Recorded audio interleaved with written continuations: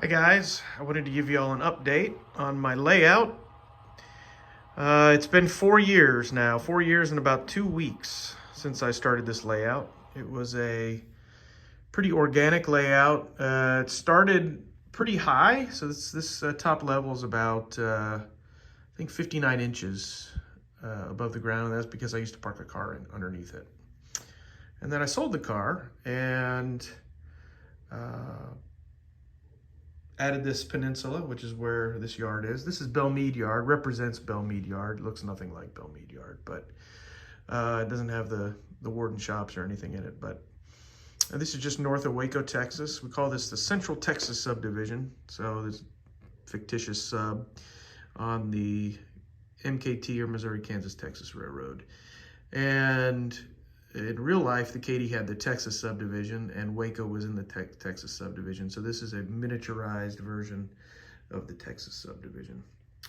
So this is Belmead Yard, and one of the newest updates is the layout is now fully signaled. And here you see 3 signals from We Honest, that Chinese company that makes signals now. And actually I heard they're doing stuff for Atlas now. A lot of their lights, street lights and stuff are being made by We Honest under Atlas's specifications. So this is Belmead Yard. It's a small stub-ended yard. In real life, the yard was huge, but we are model railroaders, and this is, of course, shrunk for space. In the back here is the diesel service facility, and you've got an oil tank back there. Not a lot of diesels in it yet, and that's because we're waiting on some parts for a panel that's been built. I'll show you the panel next. The panel is a very nice glass panel, and it has touch toggles. And this will all be matrixed up, so once you hit one, they all will change. We're waiting for the servo board for the diesel service yard.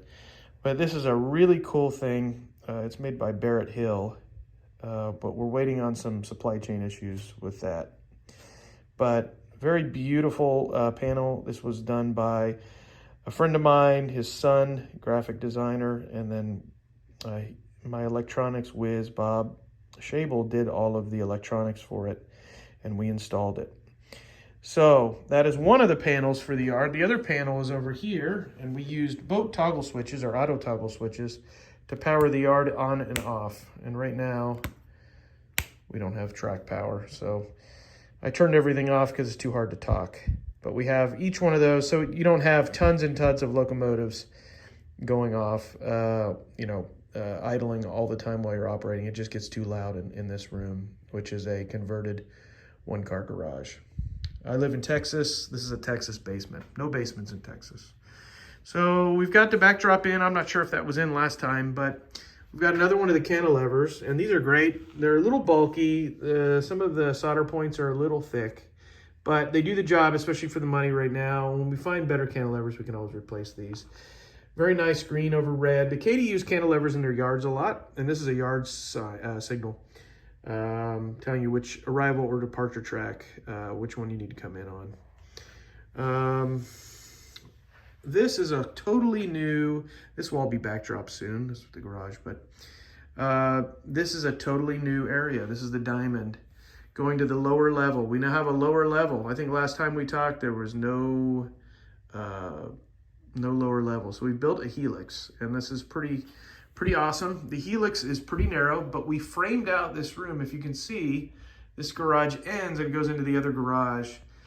So there was this little nook where you could put a workbench or something in that garage. Well, we took that space and we framed it out, put a light on top, put a door in, an all-weather door, and we ran ducting into the garage. And I also have an extra AC unit because I live in Texas. It gets very hot. Outside walls are not insulated. So we put in this helix. It's tight helix. It's 24-inch radius. It runs very well. We just can't run super long trains because of the weight, and the cars start to pull towards the middle of the helix. It was all the room that I could get out of the space with keeping my wife happy with still using our other garage. So we keep the trains to less than 20 cars, And you can see it's a really nice helix. It took us a couple weeks to build. Actually, we did it pretty quick, and got it all signaled up and block detected and all of those good things. So this is our diamond, and the outer track is actually kind of a yard lead track that we also use for switching to pull cars out of the yard. And the inner track here, closest to the camera, is the main line. So we got a new field with some horses here. I'm gonna make that look a little less like a yard soon, but a lawn, but it's static grassed. And this kind of leads down to the helix, to the lower level. So I'm gonna stay on the top level for now. We'll talk about the lower level in a minute. Just finish scenicking this area with some tall grasses, weeds, bushes, and super trees. And I have a road here that leads, it disappears, crosses the tracks into two industries here. We've got two tracks. I have not made the scrap yet, but this is the dirt area is for a kind of an entry to a scrap yard. I'll have scrap all along here with a crane, load scrap into these gonds, and then this area where the trees are will be just full of scrap, so you won't see where the trees meet the gravel. This is Lipset scrap, which is in North Waco. And then we have central forwarding, which was just a box car, basically, shipper's spot here. So that's central forwarding. We've got a road that leads away. As you can see, I've got it disappearing. We're gonna do something here in that little corner pretty soon. I think we'll put a couple street lights in because we're going to be doing night operations on this layout. My goal is almost exclusively to do night operations. I think it adds a certain level of coolness when you do night operations. Here where these cars are, the Union Texas Petroleum and the Katy hoppers, this is a off-spot track. So we've got off-spot. We may turn that into a interchange track with a cotton belt. I haven't made a decision yet. Over here, we've got more signals. These are the Atlas BLMA signals, the searchlights, which are prototypical for the Katy. Katy had a little bit different signals, but I subscribe to the it's close enough with signals, and I think they look quite good. We are using the Atlas signal system. It is a great system, basic system. We kind of call it signaling for dummies. I think it works well for what my application is, which is a medium layout. It does get pricey, and it's not for the faint of heart as far as wiring, figuring things out. But of all the signal system, it's probably the easiest to install. So we installed these plexiglass little barriers here on a couple areas. We've got a couple more areas we need to work out, but these are the start. We've got some on the lower level and on the upper level just to protect the signals. Here's another one. And they work quite well. We've also put in a lot of tortoise switch machines. So the layout is half ground throw. Here's a ground throw here. Half tortoise. I would say still the majority. You can see some more ground throws, tortoise machine switches there. The majority is still probably ground throws, but we've added more and more tortoise machines. And this is the river scene. This is the Brazos River in Waco. That's actually a real shot there of Waco in the background. That's the Cotton Belt Bridge in the background. This is a simulated Katy Bridge. Katy had 3 spans, but we only have 2 here for space. And it's the Brazos River. So we come over here, and this is Hack Branch, which was a beverage distributor in Waco, still is. It's called Anheuser-Busch now, I think, but it used to be called Hack Branch. And they have a main building here, and then we added this background building recently, lit it up. So we have a little bit more of a scene here. I changed it up, and we added this backdrop. And we photoshopped in the Alico building, which is the most famous building in Waco. And there's our Central Texas oil dealer, and this represents University Parks Drive, downtown Waco. Over here, I think a lot of this was in the last video, but this is my my independent Porsche dealer. I'm a big Porsche guy and love Porsches, and so we had to have this on the layout. This represents where I grew up, which is Hewitt, Texas. That is an authentic Katy depot that was built by my friend Ron Wilhelm. He's local here, a really great modeler. He's been in Model Railroader. His layout was featured in Model Railroader when he lived in, I think, Chicago. We've got a trucking place here, and then we've got what I call Hewitt Grain, and this is Hewitt Grain here. Again, a backdrop. Come over here, we got a kind of a city works area, and then in the back here is what we call Lehigh Gravel, and it's supposed to tie into this backdrop behind us. So this is Lehigh Gravel here, and right now it's empty. We've been running JMRI, and JMRI has all the cars out right now. So this takes Gons, and it takes very famous Ortner hoppers that we used to see on the Katy all the time. The Georgetown Railroad, GRR Ortner hoppers that Walthers did many years ago. That we need some more Walthers. So give us those GRR hoppers. This is an off spot here in the foreground. Another off spot for the grain or the gravel or any of these industries in this area. Then we come into, this is a farmer area with lots of corn and a field. This is the original, the very first section of the layout that I built. We got more plexiglass here with signals, and there's a short siding here that actually gets a lot of use. When we leave the yard, we have a northbound and a southbound local, and those trains depart, and they usually meet somewhere around here. So this siding gets used quite a bit, so the trains can pass each other. Down here is a Texas staple, really an American staple, the Dairy Queen. And I've got a farm to market road crossing here that leads into what I call South Waco grade. And so this is just another industry. Again, JMRI has pulled all the cars off right now. So one of the earliest scenes in the layout. Down here in the corner is a Weyerhaeuser lumber yard, and these trucks are really great. These were done by my friend and big-time vehicle modeler Bob Johnson, and they're just really, really nice.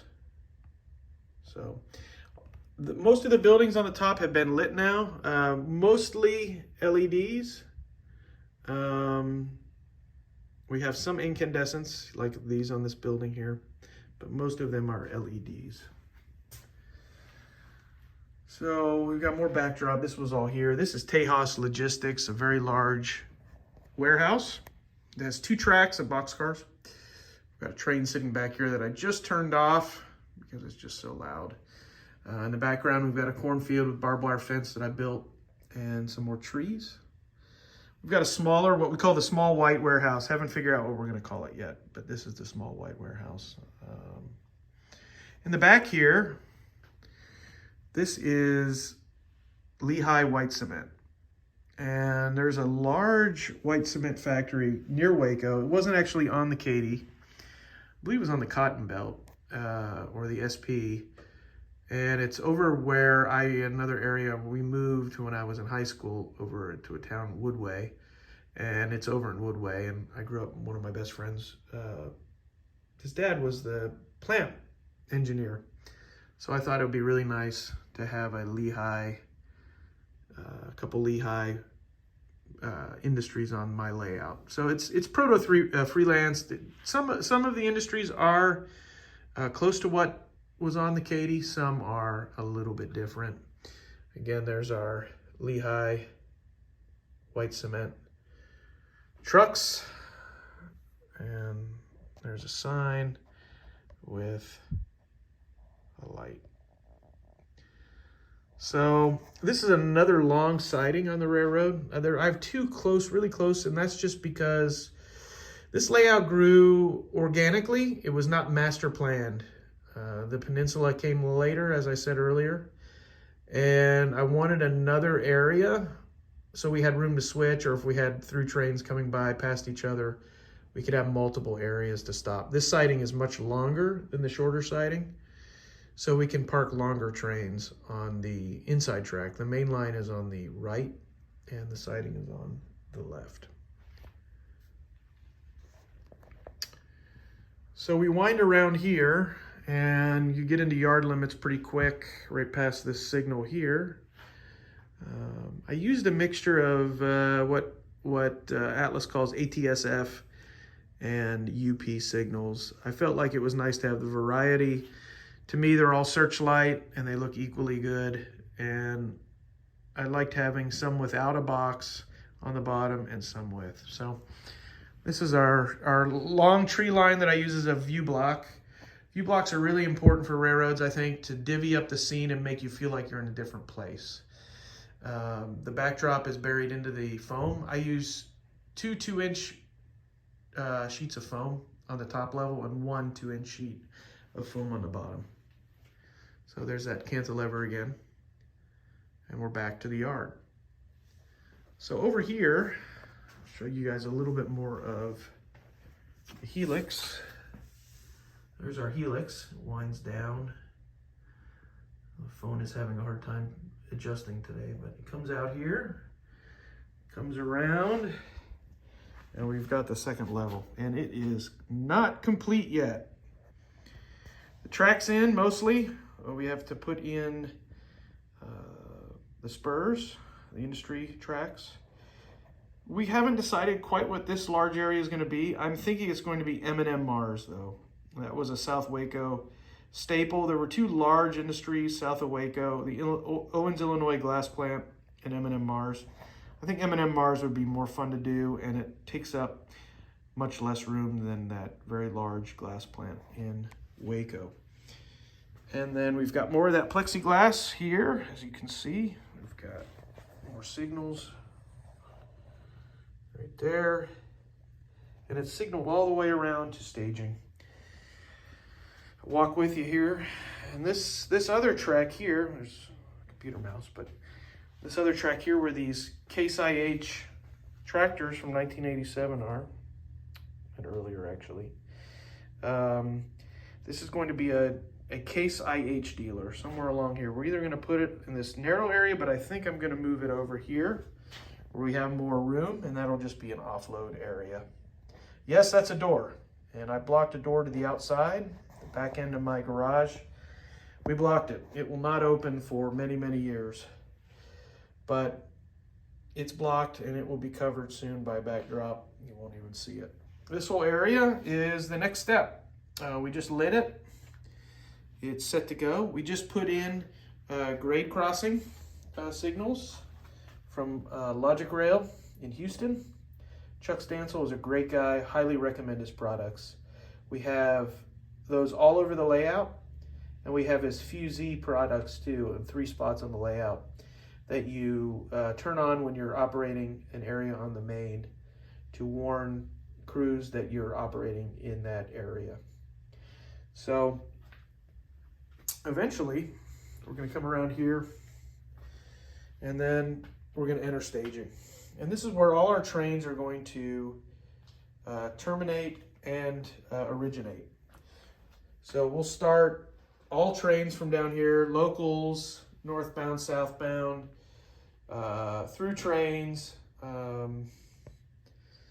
and we've got the Cotton Belt here. The Cotton Belt's going to be our interchange train, Cotton Belt / SP. And all of our trains are going to originate from this large staging yard. Like I said, we're not going to be able to pull really long trains. We could probably fit quite long train here on the back track, but we'll probably end up staging 2 trains on a track or something like that. We haven't decided yet. Operations is in its infancy. I use the ESU cab control system.